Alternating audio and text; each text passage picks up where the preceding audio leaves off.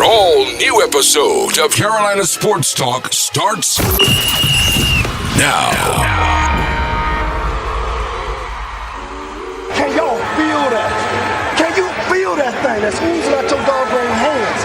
That thing is beating your doggone chest right now. Can you feel that?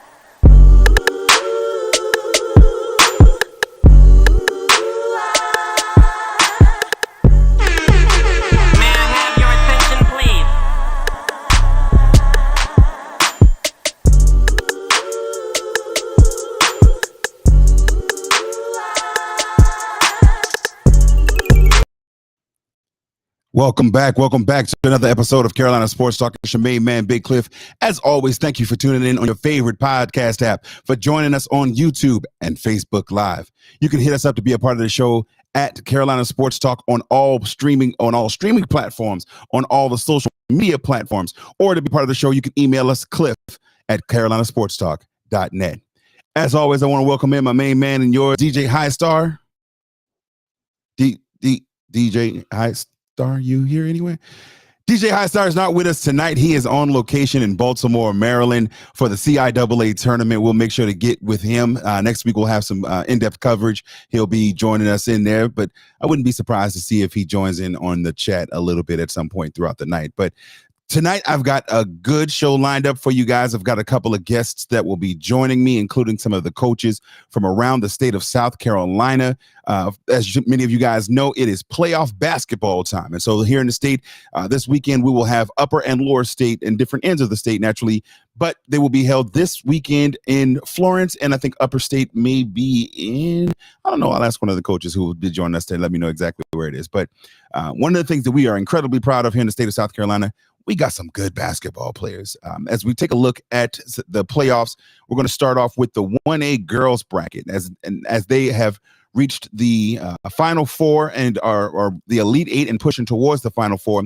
There are a slate of games that will be played tonight, Wednesday, the 22nd of February, across the state to be able to eliminate and whittle that 8 down to 4.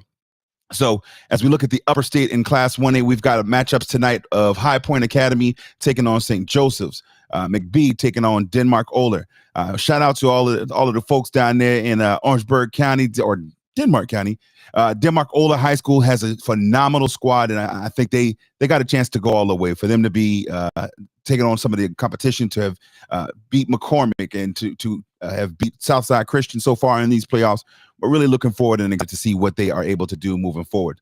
Now, over on the lower state bracket, we do see that Carvers Bay is taking on Lakeview, and then Allendale Fairfax taking on Military Magnet. I had an opportunity this week to catch up with the head coach of Military Magnet High School. He is a good friend of mine, a fraternity brother. As a matter of fact, let's go ahead and just jump straight into that interview. Without further ado, here's the interview with Coach Danny Taylor from Military Magnet High School. All right, folks, and for my next interview, I am pleased to have alongside me Coach Danny Taylor of the Military Magnet High School. First of all, Coach, thank you for joining us in tonight. Welcome in. How you doing this evening? Thank you. I appreciate you welcoming me on your show. I'm doing well. How about you? I'm great. Glad to hear it. Thank you, sir. Now, to let the fans know, first of all, how long have you been coaching at Military Magnet? How long have you been coaching in general? And just kind of tell me a little bit about what started you in that path. So I've been at Military Magnet, going in my 7th year as a head basketball coach there. And actually, we didn't have a JV team when I started. So I don't know any programs that are that successful without a JV program. So we weren't successful at all. We weren't competitive at all. And I just wanted to try to improve it while I was there. I wasn't expecting to be there long. I thought it was just going to be a nice little stopgap in between military assignments, but someone else had other plans for me. I see that. Now you talk about your military assignments. You have served in the United States Army for 20, how many years at this point? 26. First of all, thank you for your service, man. That in itself is an achievement. Thank you. I appreciate it. Let's talk a little bit about Military Magnet, and with that military background that you have, and even the structure of the school itself, how hard was it to have athletes that would be able to be successful on the court as they may have been on the drill field as well as in the classroom? Well, it's not as easy as it looks. It has to be a buy-in system. I want to say, of course, it's a magnet school first, so there's not really that many athletes walking around. Actually, it's a lot of kids that has interest in the military or just need some more structure as opposed to a traditional high school. So it's not very easy to try to get something very competitive across at that institution right now. Yeah, if it's not an easy thing, you certainly do make it look easy. Reigning state champions, you guys have had a modicum of success, including throughout this season. As we take a look at your record, you guys are sitting currently at 22-6, if I'm not mistaken, correct? Correct. Down into the third round of the playoffs. Tell me who are the key contributors that you guys have. You got a couple of girls that have made All-State. Tell me about the team and what the makeup is at this point. Well, defense. We're all about defense, and we try to capitalize off our defensive prowess. I don't have a kid that's going to score 20 points every night. I have several kids that are stat stuffers. So you get to between 12 to 15 points. You're gonna get you about 7-8 steals. You're gonna get you about 5 or 6 assists, and I'm looking for 10 to 12 rebounds. So any given night, I'm gonna have 2 or 3 girls that are gonna meet the mark on my expectations and what we think is a successful and complete ball game. Outstanding. Now, and talk a little bit also about those players that have, although maybe not the ones that can get 20 every night, some that get 20 any night, those all-state representatives from your squad. Well, I have 5 seniors. Out of those seniors, 3 of them have had all-state honors throughout their career. Currently, we have 1A player of the year or co-player of the year in Kaylin Davis. I have a 5'3" combo guard, Chasman Bradley, who was a not player of the year, but all-state a couple of years ago. And also, she was the MVP of our first state championship game. And we have a young lady named Rakaya Jakes. She's a 3-point threat. She's been a player of the year a couple of years, and she's also been all-state a couple of years too. And currently, I have a sophomore named Dream Watson, who is a current 2023 all-state player. And last but not least, I have a 5'9" guard, combo guard named Sabree Mitchell, who she was all-state last year. So like I said, every night it's going to be a combination of some girls. And I got a couple of girls that are just waiting their turn for these seniors to get out of the way as well. So, I'm sitting in a nice situation as far as depth and being able to compete night in and night out. So coming to a school that didn't have a JV to now having kind of some perennial options at All-State sounds like a pretty good situation. What do you think separates them from some of their competition and makes this squad special to have, again, won state championships before, and you're on route and trying to repeat and get another one? What makes them special? What is the heart of this team? Those girls just want to compete. Those girls will compete against anybody, grown men, boys. They'll compete against their mothers. Like, I don't know what it is about them, but their core makeup is they just want to be competitive, and that's on the court, in the classroom. Those girls are probably twice as competitive with their GPAs versus one another as opposed to just basketball. So it's just a competitive bunch of young ladies, and I'm the lucky guy to be the head coach, but got 4 or 5 assistant coaches that everything put together makes up Military Magnet Academy Lady Eagles basketball program. Now, I've got to be honest with my fans. I've known you for quite some time, several years. We're from the same hometown, went to the same high school, a few years apart. I got to let them know that competitive nature probably stems a little bit from their coach too. Even though you're a Dallas Cowboys fan, you have that spirit about you, and it's glad to see that kind of rolling over into your players. Now, let's talk about your upcoming matchup. You've got a game that actually, when this is be airing, you'll be out there on the court playing Wednesday night against Allendale Fairfax. They're sitting currently at 14-5, but have been looking pretty impressive throughout the playoffs. What's your kind of game plan? What are you imposing on, or rather asking of your players as you guys look to get to another state championship? We're going to respect them foremost, and we're just going to go out there and do what military-minded Eagle Ball does, sir. Nothing special. We're not going to do nothing. I'm not changing up the game plan for them. What have you is a lot of film out on me, and he knows what we do, what we consist of, and we're just going to go out there and try to impose our will on them. Absolutely. Well, Coach, just before I let you go, you and I talked earlier yesterday, I think it was, about your first game of the season that was actually against my South Point squad. It left a little bit of a bitter taste to start the season, and I think I might see a friendly rivalry brewing, even though we guys are in different classes. What any message you want to send out there to Coach Butler Graham? First, I want to tell her thank you. My program is 1A. We're very competitive, and a lot of schools across this state are not going to give my program a game. She is a seasoned, very, very, very good coach, and she runs away from nobody. If you and your listeners that get a chance to look at my schedule this year, the teams I played a lot of teams from the middle of the state, and I want to thank all those coaches because I know what I had, and a lot of people across the state know what I had as far as a ball club this year. And those schools that gave me an opportunity to compete against them weren't running from me. And I'll leave it at that. Say no more. Coach Taylor, I appreciate the opportunity. Want to wish you and your squad a good luck again against the Allendale Fairfax team tomorrow. And let's go get another chip. How about that? Thank you. I appreciate you. Root to the good bros.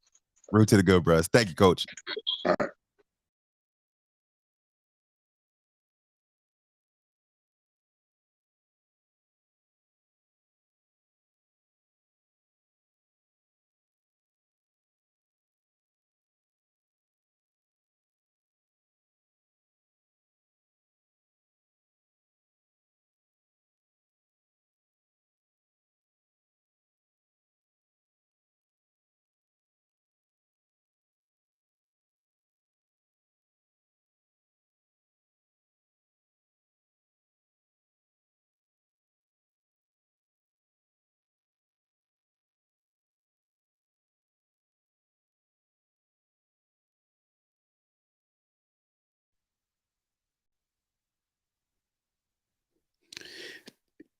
Yeah, Can you hear me now, Coach? yeah, I can hear you now. I got you. All right. Yeah. So I am joined now by Coach Yusef. I want to call you Yoshi because that's my dog, but I will give you your government. Coach Yusef English, head coach of the Hartsville High School Red Foxes, joining me on Carolina Sports Talk. How you doing today, Coach? Man, I'm doing good, man. How you doing there, my man, Big Cliff? My guy. So, Coach, I'm just getting ready to say some coach may know you as Coach. Some may know you as Yoshi. I know you as my brother from Crux Media, home of Carolina Sports Talk, the relationship podcast, Ignorance. We out here, Doc. So, man, first of all, congratulations on the season that you guys have had so far. There were times throughout the season, I think you guys lost, if I'm not mistaken, 7 of 10 at one point, and some folks were ready to bury you. But here you are every day. Lower state championships, man. How's that feel? I did an interview earlier today with the newspaper, and I was like, and I said it after the game. I feel blank, really. Like I don't have a feeling. Really and truly, I think my grandma used to have a saying: "You don't get credit for doing what you're supposed to do." And I always felt like this was my team, and I would every time we was losing, I would always tell them, I was like, life is like this right here is teaching us life. You know, there's no such thing as a loss. It's only lessons. And I said, the people that are successful at life are the ones that learn from the lessons, not to repeat the same mistakes. And I said, so if these are lessons, what mistakes did we make that we need to learn from so we don't make those same mistakes again? If you look at our record, defensively, we've been on point. I think we're in top 5 or top 10, regardless of class of points given up. It's just offensively, when we lost a guy who was averaging 20-something points a game. He transferred, and not by his own fault. It was what's best for him, so we had to make that happen. He was averaging about 20-something. Then we had 2 seniors that combined were averaging about 25 a game combined. So you're talking about replacing 45 points with kids that were averaging 5 and 3, and some that had never played varsity basketball before. So I only have 2 starters returning this year, only 3 on the roster with varsity experience. So we kind of had to go through those growing pains, and I just kept telling them the whole time, let's just get to the playoffs. Let's just get to the playoffs. I don't care how we get there. Let's just get to the playoffs. And when we I wanted actually to be an at-large bid because it would have been a little bit of an easier road. But when we didn't get the at-large and we got the we solidified 4th place, I felt good because I was like, hey, we in the playoffs. And then it was like, hey, it's 0-0 from here. All we got to do is play our best basketball for the next 5 games. Now, talk to me about that a little bit. To say that and to practice that, because I've seen some of your practices. For those who may not know, as Crux Media, we've had the privilege of being the coverage network for the Red Fox Showcase over the past 3 years. So I've seen you guys practice. I've seen you guys play against some really good competition.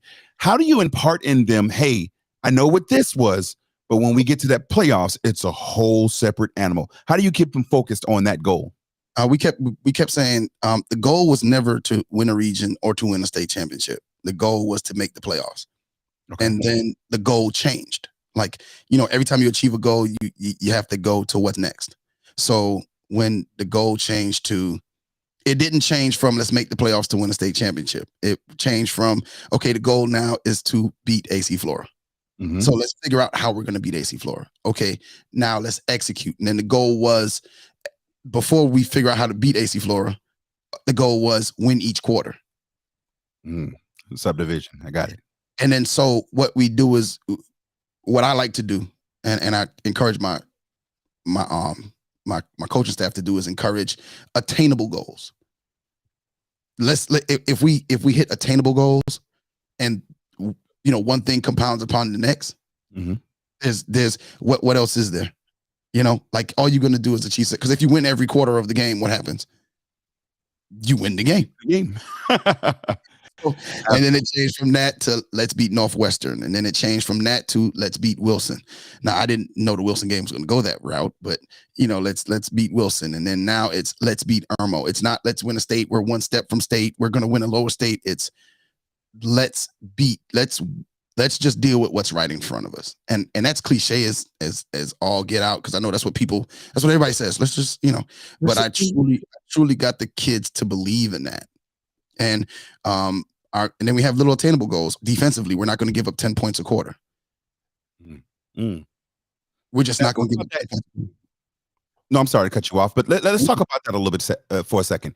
The Wilson squad that you guys just took out on last week or earlier this week, that's the defending state champions. They are an offensive juggernaut. They maybe not the best 3-point threat, but they just find ways to get those quick, fast point buckets.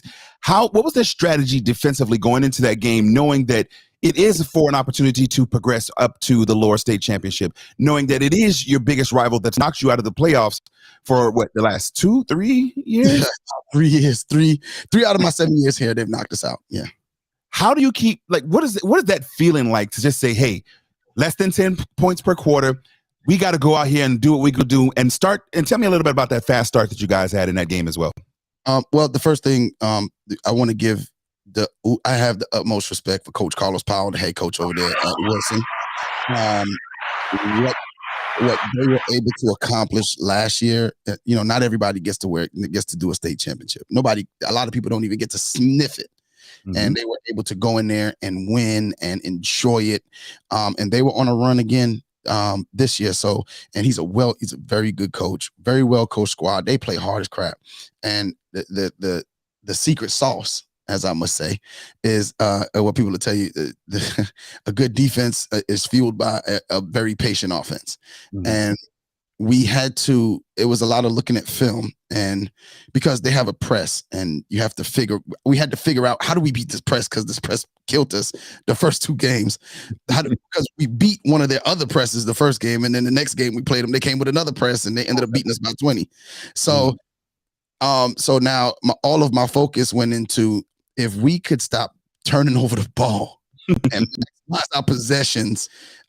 We just want to make it a close game. If we keep the game in the 50s, we'll win that. You start seeing 70s on the board, we're out. Like, we just can't score that many points. So I think I got up early. I had been on film for like 5 days. Well, however many days it was, and it was the day before the game, we about to go to practice. It was Sunday morning, 7:00, and I saw it. I saw the weak spot. And we just kept going to it all night. And then eventually they had to go to something they don't usually do. And then they were in a scramble. And then we just kept going. And also we try to tell the kids, don't let the highs be too high and the lows be too low. We're not celebrating every little bit. Right. Like even I think we was up 10 and there's a little bit of time on the clock. They want to start celebrating. No, we're not done. After the game, they want to celebrate. No, we're not done. We still got more to do. So I think me keeping myself even keeps the kids even. It keeps them looking forward to the next step. And yeah, you should enjoy your wins. And I get it. But when you're trying to accomplish something, you got to look to the next step after you've accomplished what you set out. After you hit that goal, it's time to get to the next mark. So we were just able to get them out of what they want to do, which is pressure the ball, because a lot of their offense comes from turnovers. The turnovers lead to fast breaks, and they gotta I think they were behind Lancaster in transition baskets. Like they just find ways to turn the ball over, and then it's dunk, alley-oop, dunk, layup. Then and you in Wilson High School, they got this brand new beautiful video board up there where if they dunk, it can be replayed like 10 times. And I'm like, and like it just went up like the week before the playoffs. Like, and then they, the pregame, they showing highlights of their stuff and UNA-Gym, and it's dark. Man, look, we just was like, man, look, let's just do what we're supposed to do. Let's stay focused and let's get the job done. I talk about getting the job done, and just a moment ago, getting to the next. Up next, you've got a very, very tough Irmo squad in the Lower State Championship. What's your game plan? What's your focus going into that game? And what are the keys to getting a Red Fox victory for that one? Don't get beat by 30. That's the goal of the school. Reasonable goal. Have you seen their playoff scores? Like they are like murdering people, and like it's like who's next, and we're next. They have the 4A player of the year, 6'9" Brandon Crawford, who's extremely athletic, extremely skilled. Right now, like I said, I got the game plan. Like it clicked in my head Sunday morning before we played Wilson on Monday. Mm-hmm. It ain't click yet. So. Well, hopefully it gets to clicking before Friday night. I need to click tomorrow morning before practice. We practice at 9, and I need to get it. But they're very patient defensively. They run a 2-3, and they believe in their 2-3. They're gonna give you a little 1-3-1 press at a 3-quarter thing, and they're gonna try to beat you into making a mistake. If you don't, they're not gonna gamble. They're very well coached. Tim Whipple's been doing it for years upon years at Irmo, multiple state championships. This is what he does. His kids are very extremely disciplined offensively. They're going to run their stuff. We just have to make sure. Basically the game plan is let's keep everything in front, and let's make sure we box out, and we have to get back. They have a lot of stuff they do. They're a good transition basketball team as well. Gotcha. So Brandon Crawford, he grabs that rebound. It's an outlet. Boom, 2 passes. Then you see a layup coming. Or after Brandon kicks it, he's great at rim running, and he'll run the damn rim. And next thing you know, it's an alley-oop happening, and he's with his 6'9" self coming and hanging on the damn rim and swinging around. So the game plan is to not let him catch alley-oops. Sounds like a reasonable plan. Now, if we look at the Final Four in 4A basketball here in the state of South Carolina, and this is Carolina Sports Talk. You got your man Big Cliff sitting in with Coach Yusef English, head coach of the Hartsville High Red Foxes. On the upper state section of that, we've got a matchup of Greenville High taking on Lancaster, a squad that you know pretty well. One of my fraternity brothers. I actually had a chance to catch up with him recently this week, and let's listen to know what he had to say and his upcoming matchup and a little bit more. Okay. All right, folks, for my next interview, I have Coach Jay Cawthon, head coach of the Lancaster High School men's basketball team. Coach, good evening. How you doing tonight, man? Pretty good, bro. So I got to go ahead. I've talked. We've had a couple of interviews so far already tonight, and several connections with several of those coaches. But I got to share with them our friendship that we have. You are a member of the greatest fraternity that this planet has ever known. Tell folks a little bit about yourself and how who you are, your fraternity, and the things that you've what makes you the coach that you are. Well, I am a member of the greatest fraternity in the whole wide universe, Omega Psi Phi Fraternity Incorporated. Rudy Roo. But just a little bit about myself, man. I'm a 95 graduate of Lancaster High School, 99 graduate of Mars College in Sumter, South Carolina, and also a 2011 graduate of Liberty University, where I got my master's degree in school education. And I'm by how should I put it? What I do every day, what my industry is I a high school counselor, ninth grade through 12th grade, and obviously the head coach at Lancaster High School. I've been married now for 21 years to my college sweetheart. I have two daughters that are actively involved in sports. They play travel softball. Man, some of the stuff that I love, obviously, basketball. Love being with my family at this point. Yard work. Also hanging with my fraternity brothers. I'm a people person. That's about it. How did you get into coaching, and how long have you been out there at Lancaster? I actually started coaching in the year 2000 at Elon Holmes Kennedy Charter Public School. It was just it was a charter school. We played about 10 games. Most of those kids were there because of behavior problems at the time. That's when I got introduced to basketball. Actually, I've always been a lover of basketball. Always love basketball. And actually, when I started at Lancaster High School in 2005, at the time, Coach Ricardo Priester was the head coach, and I just wanted to help. I knew just the bare minimum, but I knew I could motivate kids. He gave me an opportunity, and I've been there since 2005. Outstanding. You talk about being able to motivate the kids. I've seen you coach. I've had the opportunity and the privilege to both announce games that you've coached, as well as to call them on the color side. And I can say that every time that your team steps on the floor, they're going to be competitive. I myself and Be Easy from our network had the opportunity to call you guys during the Red Fox tournament when you played against Wilson, which was a really big win out there. And just the tenacity that you possess and that you coach with. Tell me a little bit about what your style is, and what would you kind of say is your calling card as a coach, and then we'll talk a little bit more about your team. Aggressive. I feel like, I'm not sitting here saying that I'm just an aggressive person, but, when it's time to mix it up, you got to be aggressive. I mean, no matter what you're going to do in life, you need to be aggressive. Aggressive, with your academics, aggressive, on and off the court. Just not being a pushover.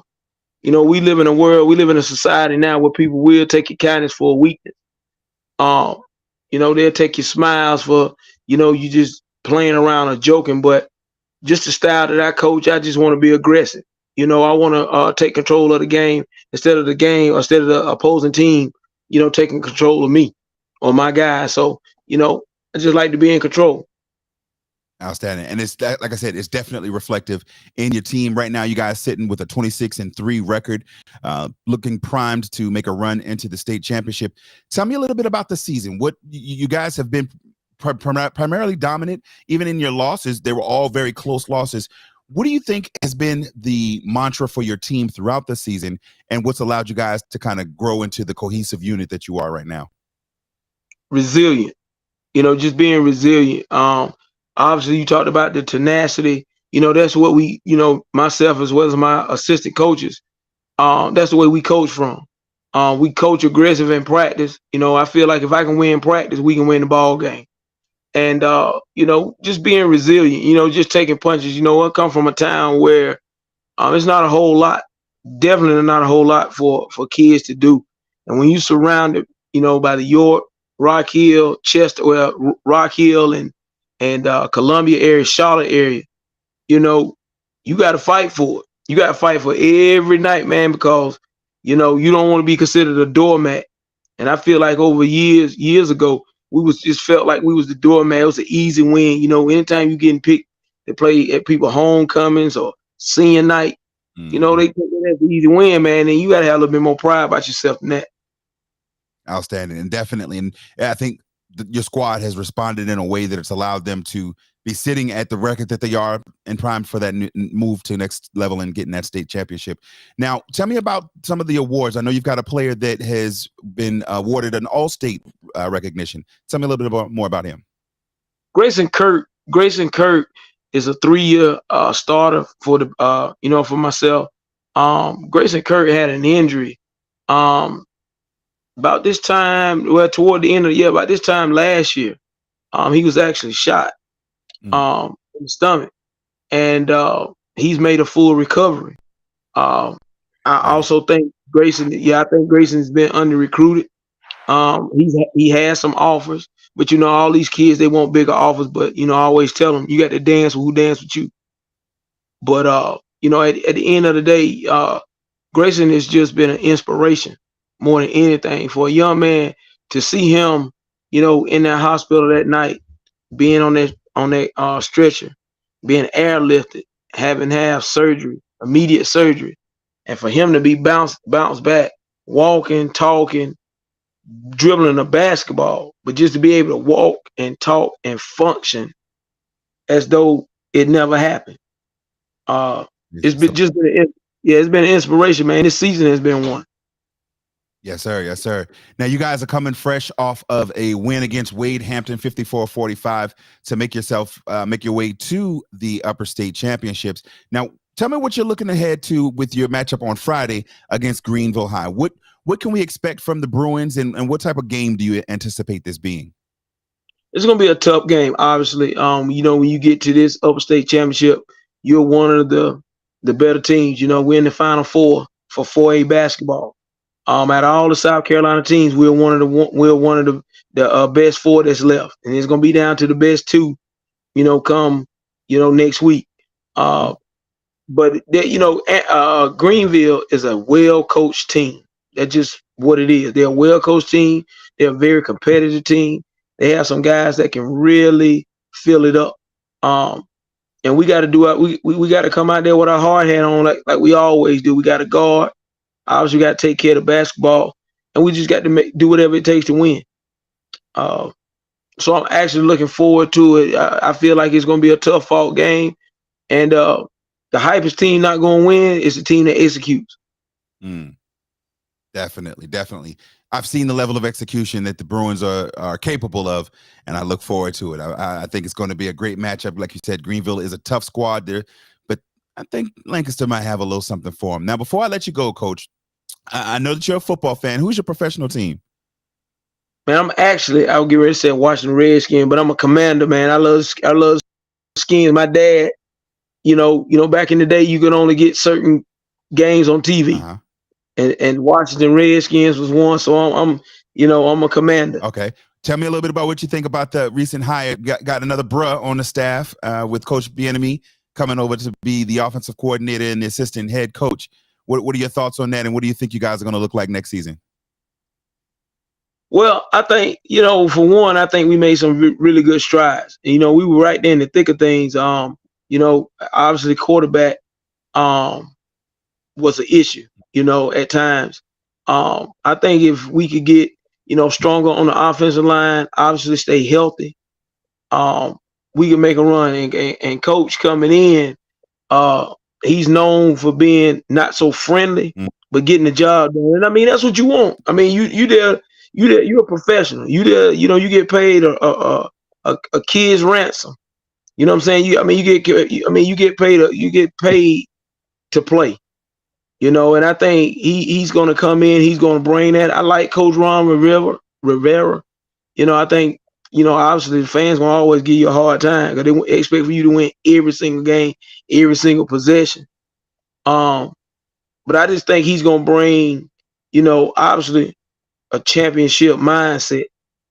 And I think that's a lot of times that goes unnoticed.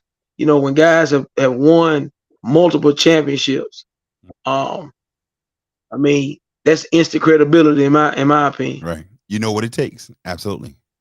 You know what it takes. You know how to prepare for the moment. It's the little things. Like I tell people all the time, and I tell my guys, it's the little things. It's the details. You got to pay attention to those, and he knows how to prepare. Yes, I think maybe in the fall during football season, hopefully you'll have a little more times on your hand. We have to get you down here and talk a little bit more about the football during the football season. How's it sound? Absolutely. Absolutely. I promise I won't tear it up too much. That's what I'm talking about. Coach Cawthon, teammate, I appreciate you. Again, good luck this Friday against Greenville in the Upper State, and go Bruins. Absolutely. Rue. Appreciate you, Coach. Once again, that was Coach of the Lancaster High School squad, Coach Jay Cawthon. So just to start it off, I already know you got some feelings about how it even began from the beginning. Well, let me say this. Well, first off, it's the second best fraternity, but we'll discuss that off air, sir. That's a little off air conversation because I'm gonna let you do and all of that with everything that you got going on up in there. Yeah. But you've seen both of these squads. You've seen Greenville. You have seen what they are. You've seen Lancaster up close. They played in your gym. What are your thoughts? And I don't want you to say or give too much away because I know one of them could possibly be your opponent in the state championship. But just kind of give me an overview of what you think that game's going to look like. The game is going to be it's going to be a high-powered back and forth. I think that's going to be a heavyweight fight. Just like the Lower State game. I won't take anything from, but I think they both play the same style of aggressive basketball. Mm-hmm. Both of them are gonna impart their will on the game physically. Like Lancaster's physically gonna get in you. Greenville's physically gonna get in you, and I think it's gonna be a very physical game. I think it's a toss-up on who will win. I think the team that'll win will be the one that can stay the most emotionally inept. And that sounds crazy, but they say you should play the game with emotion. And I believe that. You got to care about the game. But I think that when kids or when us as coaches allow the emotion to take over, we sometimes lose sight of what he said, the details. And so those people, those ones that can control their emotions and just play the way they already know how to play will surely be the one that come out on top. But it's going to be a physical, fast, pressing. There's going to be a lot of pressure on the ball, and it's going to come down to the guards that can handle the pressure. Because Cloud for Lancaster, you almost got to make him a non-factor defensively to be able to win the game because he imparts he doesn't care about fouls. He doesn't care. Listen, this ball ain't getting from point A to point B, or not on me. and so, and if those have not had the pleasure of watching Lancaster play, we played them twice. First game, we lost 47-44 at our place, and then at their place, I got two technicals and got kicked out and got the devil beat out of us. But they are a well-coached team, and so is Greenville. I think that's going to be that's a game. I think I'm gonna be honest. I think 4A of the matchups, I think we're the only matchups that are set in 3A with Crestwood versus OW. You talking about two teams that play the exact same style of basketball. Right now, the final four games are shaping up to be really good in the state of South Carolina, to be completely honest. Absolutely. And as a matter of fact, that leads us into jumping back into to a quick preview.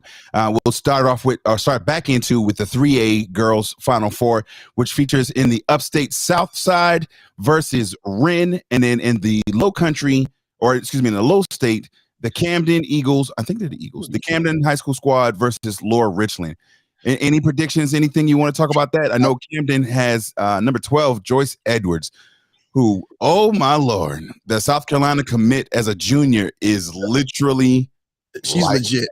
Like the only thing she doesn't do, is clean the bathrooms and washes the uniforms. She's a definitive tough person to defend, and she with her size, she guards the rim well. And what a lot of people, I don't know if they've really realized this about her, she can move her feet on the perimeter. Like, she can defend in space. And so I think that allows Camden to do a lot of stuff. It's just, I think, let's talk about that game first. Camden versus LR. LR is very well coached by one of my bros, Luke. Shouts out to Aaron Lucas over there. LR, what he's done there has been amazing. And the one thing I know is they're not going to come in intimidated. If you follow my boy Luke, Mhm. I think they were lifting weights today. 2 days before Lower State. And he had to wait. playoffs, the playoffs, weight room. What are you talking about? We in this weight room. So I know that they're going to be ready for the challenge. I think that's going to be an extremely good game. I won't give a prediction on that one. Southside, I think Southside is really well coached. They are like, I would say, the version of on the female side of the basketball as Lancaster. They're going to be up in your stuff. Your guards are going to have a tough time getting down. So Ren, I know Ren has one guard and she's really good. She's last name McGowan's. She can hoop, but she gonna need help because South, they play, and I know you've seen them play a lot. The girls, South Point, like, you've seen them play, and their coach, like, she be Jordan down, like she be wearing them Jordans during the game, like she be ready, like she looked like she ready to scrap. So I think, ready at any point. Yeah, she ready at any point to scrap. She about 5 foot nothing, and she always ready to scrap. But I like her energy on the sideline. Her kids feed off her. So I think that one, is more. I would lean more towards Southside than Ren, just because I'm not sure. Ren got a guard and a big in the middle too, who I think she'll be able to cause some issues for South Point. But I just give South Point a little bit of an edge. Southside, I'm sorry. A little bit. No worries. Now, as we jump over to the 4A girls side, in the lower state, we've got Westwood taking on AC Flora. And then in the upper state, we've got Wade Hampton against North Augusta. Well, let me say this, and this is no disrespect to any Wade Hampton fans. And if I lose, you can jump in my inbox. But North Augusta is going to state. So that's just what it is. It's what they do.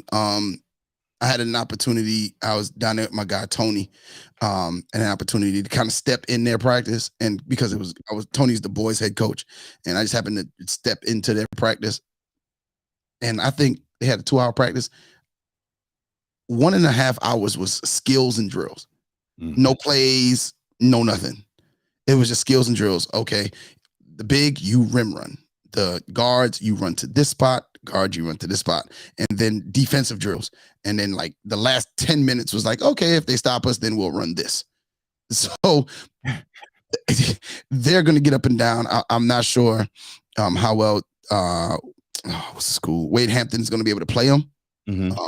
But I think North Augusta is going to come out of that. Now, on the other side, that's a heavyweight fight. Westwood and AC Flora. AC Flora and Westwood. I can't remember if they split, but Westwood is that first 5 on Westwood and the first 5 on AC Flora. What it's going to come down, that game is going to come down to who can produce off the bench. Because Terriana Gray is probably one of the best scorers of the basketball and girls basketball in 4A. And then you have, what's the girl's name? Jessica Woods. They're going to go at each other. Westwood, I think they have the edge at the point guard position. At the big position, AC Flora has Trinity, and Trinity is a very skilled big. I think she's a Francis Marion commit, and she'll be going up against Raven. I could be wrong about the Francis Marion commit, but I believe that's where she committed. And then she'll be going up against Raven, the big from Westwood. But I think I give Trinity the edge there. So, like I said, and it's just going to come down to who can make stops in that game. And I just find that's a toss-up because both teams have high-powered offenses, but I'm not sure if it's going to be whose defense shows up. Gotcha. Yeah, that North Augusta squad is unfortunately, as advertised, The South Point squad had a chance unfortunately. to go down there last weekend. See, I'm bitter about it because they beat my South Point girls. We were down by 18 at one point, fought back just over about 30 seconds left in the game, had it score tied. We even got up by 2 at one point. But like you mentioned, just defensively, they've got the size, they've got the length. They run the court like gazelles, bro. It's Like I said, hey, listen, it's choop, choop, choop. Next thing you know, it's a layup. You're like, well, okay. What? Like, yeah, they looked primed for that state championship run. But it's the tradition. Like, they got 2 really good 8th graders down there right now. So they just keep. Some people are lucky. Like, some people are just lucky. They and I'm saying that. But I think there's something to building a good program. I remember somebody said to me, great programs never graduate and they don't transfer. Mm-hmm. And I've lived that. And I think that if you build your program, you concentrate on your youth coming up, developmentally and them getting to understand your system. And I think that's what North Augusta has been able to do. The young girls coming up, no, this is the system. Right. This is what we do. You have to put in the work to get on the floor. No, there is no missing anything. If you miss anything, you're out. You don't, because you're going to be far behind. And I just think that that's the what they have built there that puts them in a different stratosphere when you're talking about these teams. So I think whoever comes out of the lower state, it's going to be a tough game because both of those teams, AC Flora and Westwood, I think Westwood right now on paper is the favorite, but I think North Augusta is well built. So best hopes to Ren, but North Augusta. And they like that. So, Coach, for these next ones, I'm not gonna hold you long. We're gonna breeze through these. I'm gonna give you the matchups. You just give me quick keys, and then let me know who you're gonna pick as the winner. Down in the lower state for 1A basketball, men's basketball, we've got Estill taking on Scotch Branch. Okay, now Estill beat my boy Mez over at Carver's Bay. Mm-hmm. And I had a chance to talk to Mez, and he was like, "Yeah, they beat us at football." Scotch Branch got a little guard. His name is Randy Gibson. Randy is extremely skilled, and he's very good. He can handle the pressure. He'll be able to handle the bumps, and I don't think Estill will be able to import their physical will at the Florida Civic Center. So I'd have to go Scotch Branch. Okay. On the other side in upstate, we've got Christchurch versus Great Falls. You do know Jordan Butler plays there, and like he's like a 7-foot point guard. That's literally all I'm gonna say. So Christchurch. All right, and that's gonna swing us up. Now, when I make these picks, please, no disrespect to anybody. Yeah. No, this for giggles. I say giggles. This is Carolina Sports Talk. Yeah. Coach English. So if y'all got a problem with it, holla at me. Come see it. No, all right, over in the 2As, we still got some games going on tonight. Andrew Jackson taking on Woodland, Oceanside taking on Mullins, Gray Collegiate against Eau Claire in the upstate. In upstate, and then Keenan versus Columbia. Go ahead. What you about to say? Because the upper state championship is going to on Friday. Is going to be Keenan versus Gray.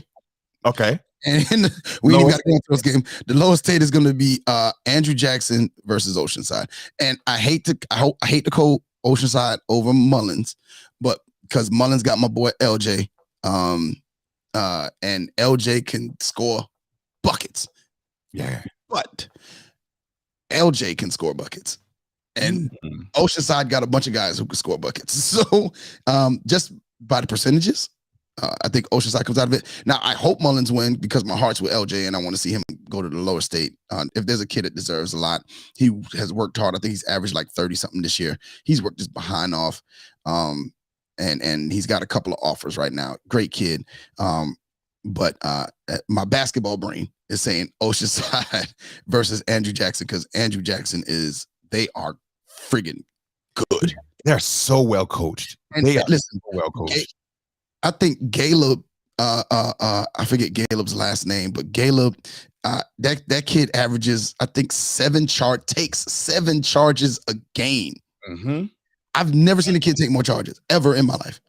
Be Easy and I had we called that game, matter of fact, at the Red Fox Classic that you guys had back in January, and to watch him Like it seemed like he was more excited and had more enthusiasm on the defensive side than he did on the offensive side, and was still getting buckets. Yes, and still, that is the truth. listen, the last round, second round, I went to their game. I went to the Andrew Jackson versus Andrews game. I think he had like 25 or 30. Man, it's some talent in the state of South Carolina, man. Oh, Folks, man. man. For those colleges that are not recruiting the state of South Carolina, you are missing it. Facts.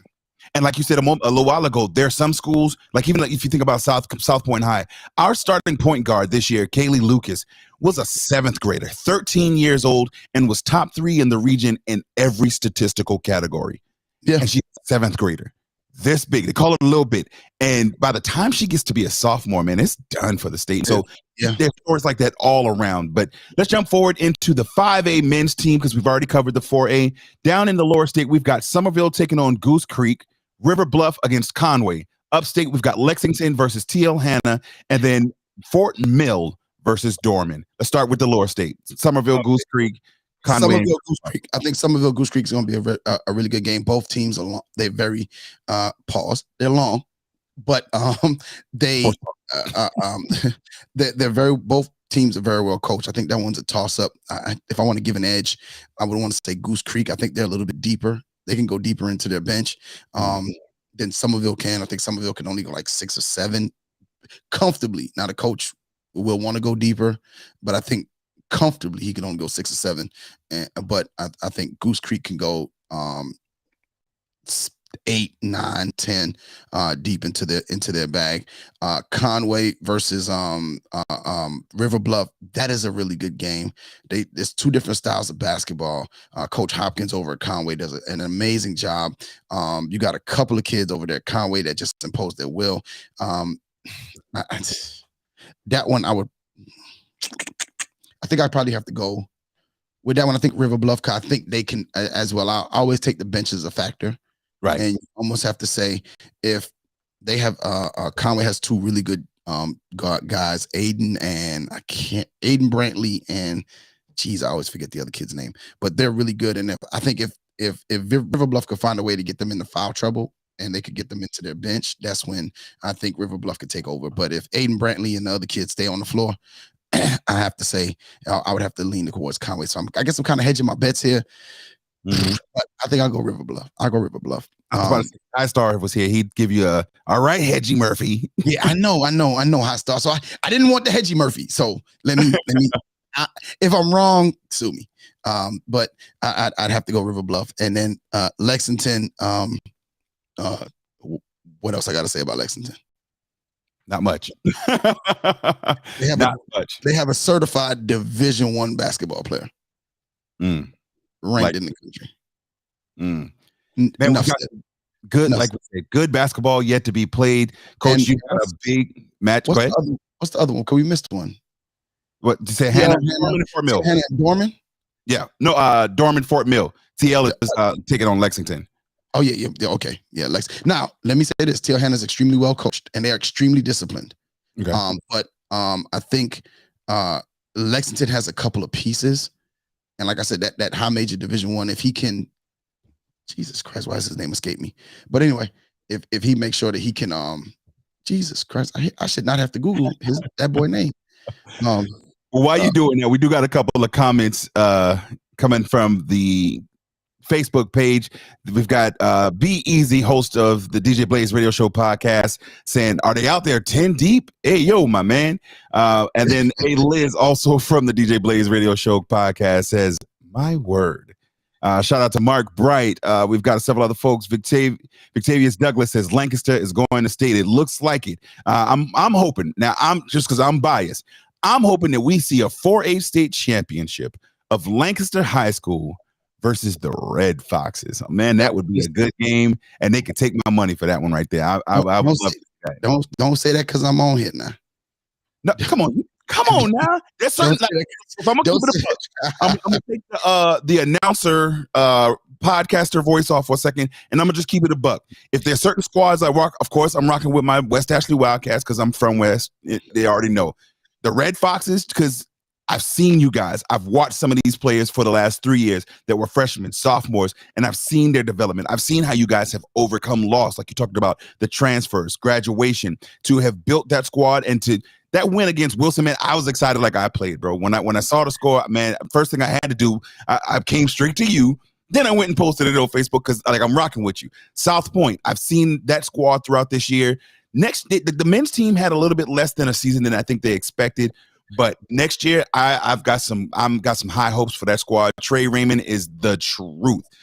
Same thing for the women's squad, so I'm looking forward to them. I also rock with Wilson because certain squads, but like if I'm looking for a state championship, Lancaster and the Red Foxes, man. Let's go Hartsfield and Lancaster. That now I'm not who gonna win that game. I just want it to be a good game. Yeah. Hey, and now let me say this. Before I get there, the kid's name is Cam Scott. He's offered by everybody in the country, and I hate the fact that I forgot his name. But it's Cam Scott. They have another kid, a Francis Marion commit, Jose Figueroa, who he's amazing. He plays the 3, the / the 4 / the 5. He kind of maneuvers around, and they got some other pieces, and I think they do a good job of playing team basketball. And I think just Cam just kind of takes them over the top. And then Dorman, they're just championship pedigree. They've been how many state championships in the last couple of years?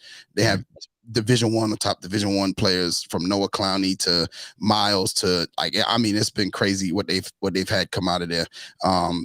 So at the end of the day, I think that's going to be the upper state championship is going to be Dorman versus Lexington on Monday. Sounds good. And then to your Lexington Red Foxes, here's something I told my team. I said, it's 2 things I told my team, and it's a lot of stuff we talk about, but there's a lot of things I talked about when we figured out this road we had to take. AC Flora beat us at the buzzer. Mm-hmm. Wilson beat us twice. Lancaster beat us at home, 47-44. At their house, I think they beat us by 20. I told them for us to get through these playoffs and win a state championship, we have to get every monkey that we've had off. We have to go through every gatekeeper, and it's a redemption story. And if you believe in redemption, then that means that this is possible. So let's make sure that we're doing everything we can. And what I would love to see my man Carlton in the state championship, because I feel like it's not I owe you, but I think for it to be considered, you earn this. You went through everybody that beat you, so that there's no excuse. So there's no. Well, you played Greenville, but Lancaster beat you twice. You know what I'm saying? Like, we're literally going through everything. Like the fact that I never beat Wilson at Wilson in the playoffs. Mm. The fact that ex-players, like the pregame speech was not given by me against Wilson. It was given by Trey Hannibal, who a couple of years ago in 2019 had 62 against Wilson, and we lost in double overtime in the third round of the playoffs. He sent the message to the team. We hooked it up to the Bluetooth speaker and pressed play. And after that, we just prayed. So, yes, I would love to see Lancaster, my dog. And I hope the best for him. I hope they get there. But truth be told, I don't care who they're. It don't matter. You're going. It don't matter. Yeah, I want the smoke. Let's get it. Coach, we wish you much success this Friday. I will be in Florence Civic Center rooting on the Red Foxes, wearing some red, rocking for my dog. I don't do the red too often, appreciate it, my G. but I'm coming out there with it for you, my man. I appreciate it, dogs. And again, good luck this week. Again, Coach Yoshi English, head coach of the Hartsville High Red Foxes. Thanks again for joining us, Coach. Hey, thanks. An amazing show, my brother. Amazing show. Thank you, sir. You take care. Have a good one. We'll see you soon. All right, you too. All right. That was Coach English joining us in for our high school preview. Make sure you hit him up if you guys can. Hit us up on the Carolina Sports Talk line, Cliff at carolinasportstalk.net. If you've got questions, if there are other coaches that you'd like to see us interviewing or talking to, if you want to see us come out to your squad and cover your softball, your baseball, whatever it is, hit us up on the Carolina Sports Talk line. Let us come out and get what you guys want to have done and see. So as right before we move off from basketball, we're going to move over to the college level just really quickly. I saw in the chat our very own DJ Highstar in the building.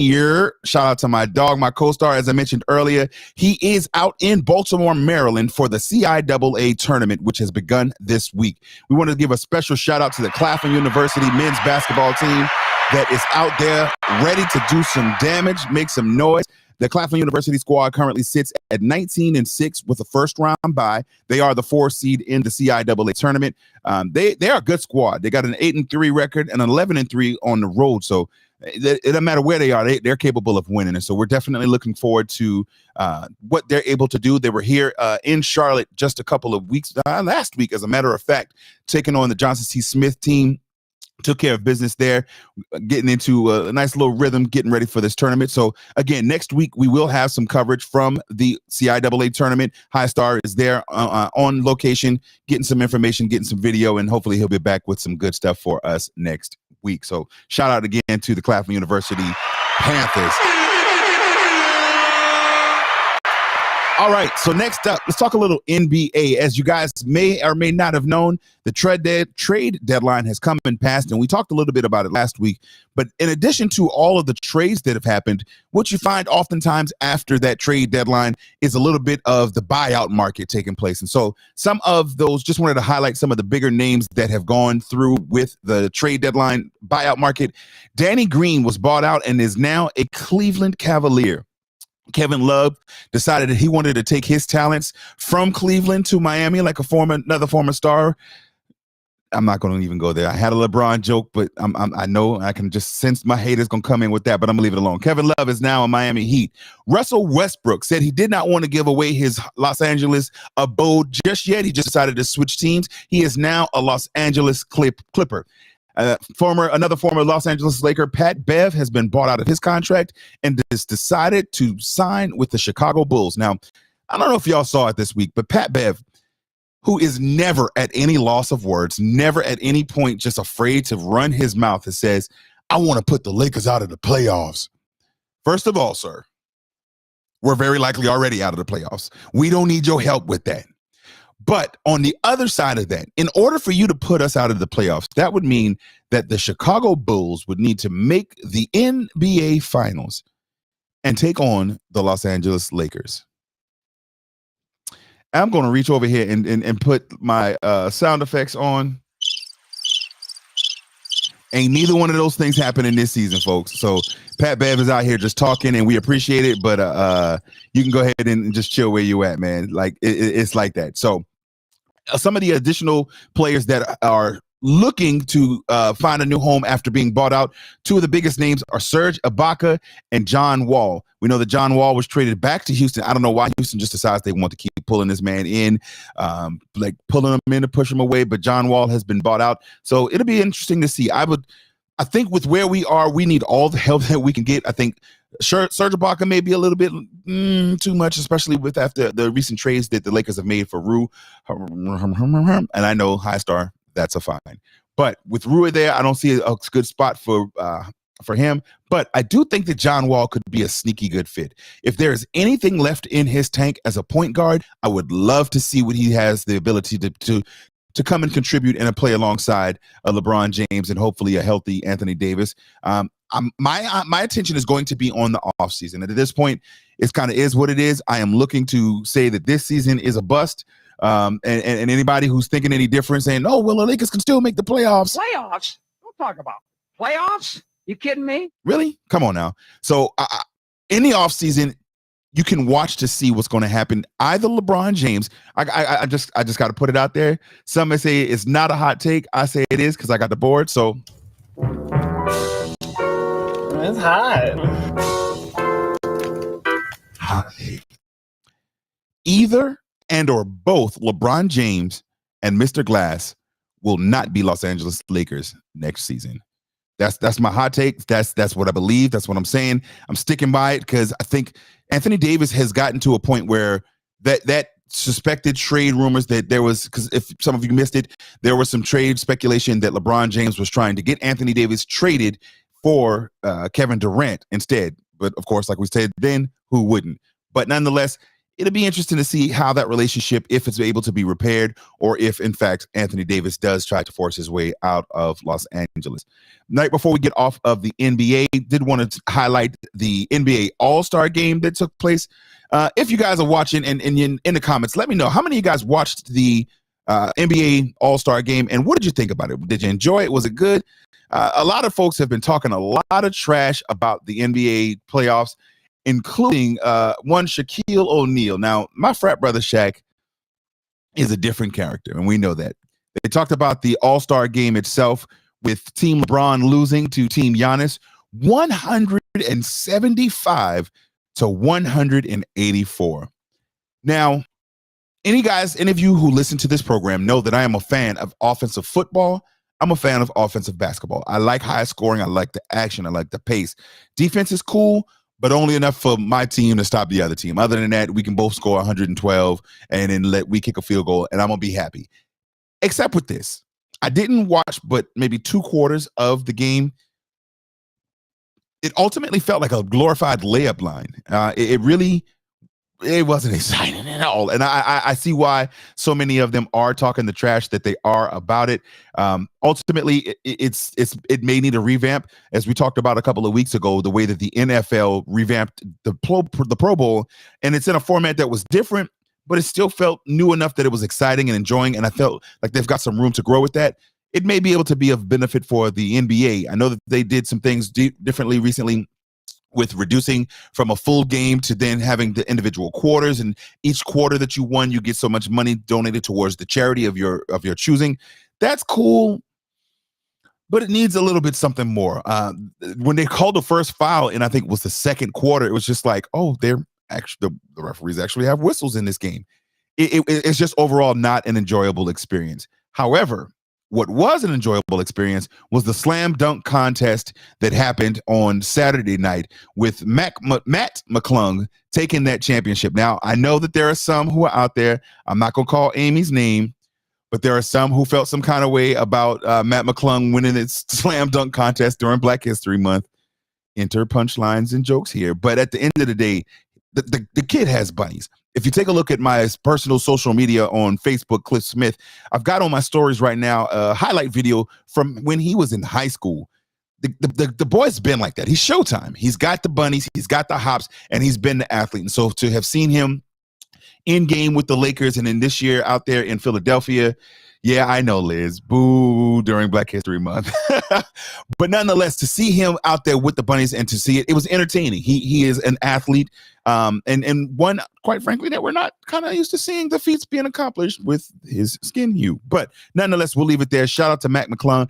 I also want to give a big shout out to Dame Dollar, who won the 3-point contest, looking really good. Overall, the Saturday and even the Friday during the Jordan Rising Star the Jordan Rising Stars game, where Jose Alvaro was crowned as the MVP of that game. That's not that. I want that one. Shout out to that young man. All throughout his MVP presentation and the interview afterwards, you could see that it meant more to him to come from being an undrafted player. He was a 4-year starter in college and then make it to the professional league and to enhance his craft and to show that he really was like that. A New York kid who has a lot of grit, a lot of grind. It was just a privilege to see him that happy. He had his family members and a lot of friends around him. Ultimately, it was a good experience. And shout out to Michael Jordan on his birthday. The Jordan Rising Stars new player game was a spotlight. Overall, All-Star weekend, if I'm being honest, Friday and Saturday was enough for me to give it maybe like a 6 or 7 out of 10. They've got to revamp that Sunday game, or to maybe move something else to that. But it was lacking for me. So if you guys disagree, let me know. Hit me up either in the comments or on the Carolina Sports Talk line, cliff@carolinasportstalk.net. As we look into the comments, I do want to give a shout out to Nicole Torres, my Cola Riot Panthers fan. Shout out to them. If you are a Panthers fan and you're not a part of part of the Roaring Riot, what you doing? What kind of life you doing? Like, you know what I mean? Absolutely. A Liz in the comments says it don't hit like it used to. There was once upon a time when the dunk contest, the 3-point contest, even the skills contest where you would get excited for that. And like we would sit and watch. Like now it's like, oh yeah, All-Star. It's more fun to go to All-Star Week. No, going to All-Star Weekend is a whole separate thing. But right now it's just missing something. It ain't just quite, you know what I mean? So yeah, let us know what you think about it in the comments and or hit us up on the Carolina Sports Talk line. So I'm going to move forward into one of my favorite segments of the day. That's a big Nah, deal. that ain't no thing. Big deal or no thing. You know the topics. You know the segment. We give you headlines and topics throughout sports and let you know if it's a big deal or no thing. So first up, Derek Carr visits with the New York Jets. Big deal or no thing? I am going to say that is no thing. Nah, that ain't no thing. Now, the reason that I say that is because, first of all, if I'm being honest, not really a big fan of Derek Carr. I think that his brother was probably a more talented quarterback, but being the initial draftee of the Houston Texans franchise, they ruined that guy's career. I think during his rookie season, he took something like 135 sacks, Pauls, and like they just beat him up and beat him down. And so by the time that he could even say, hey, I'm ready, I'm focused, he just he didn't have time to throw the ball. They had no real run game as an expansion franchise.